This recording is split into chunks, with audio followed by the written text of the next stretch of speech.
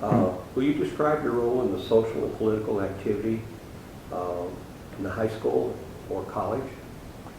Well, when I was in college at the University of Colorado, there was a lot of activism going on. There was a lot of activity going on in terms of the Chicano movement. And I remember when Corky Gonzalez brought La Raza Unida Party, we had the convention at CU Boulder, La Raza Unida Convention. We thought we were going to have a third party, but the only place that it's still around is in Crystal City, Texas. La Raza Unida Party still exists in Crystal City, Texas, but no place else. Okay, and it's only local. You know, they elect school board members and maybe city council members and that kind of stuff. But man, it was such an exciting time, you know, when you go back and think about the Chicano movement and all the different possibilities that could happen, the emotions, you know, that we all had for progress, for improvement, and all of that. But we also were confronted with a lot of the racism and all the negative factors around trying to do a social movement in a pretty much all-white community that people didn't really understand, okay? But I remember the marches that we had coming down Broadway. I remember picketing Safeway during the boycott of lettuce and grapes. All of that, you know, and so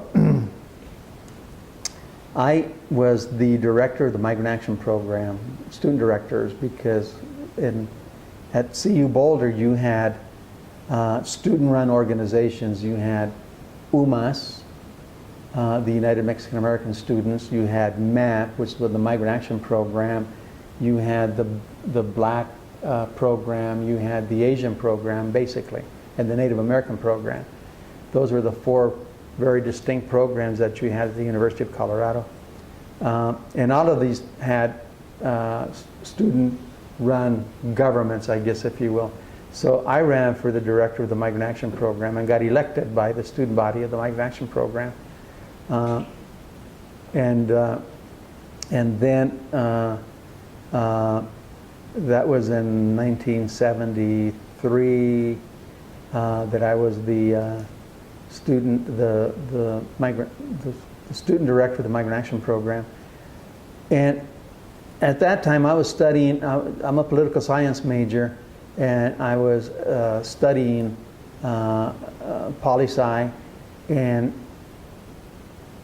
there was a school board election that was run in 1973, and for some crazy reason I thought, well, you know, I'm going to practice what I'm learning and see if all the theories that I'm learning in these classes will work for me. So I ran for school board in 1973 here in Boulder Valley. And at that time you also had another Chicano running for school board, and that was Pete Garcia. So Pete Garcia and Richard Garcia were running for school board, okay? Pete got elected, I didn't get elected, but I was running in this district here. I think it's District D, I'm not sure right now. And I was running against a very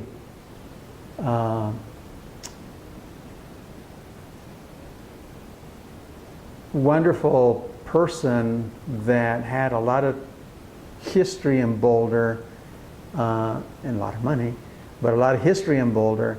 That was Virginia Patterson, okay? And why I ran against her, I don't have any idea, you know, but I figured I'm going to try it. But the reason I did it is because my campaign literature was all about bilingual multicultural education, okay?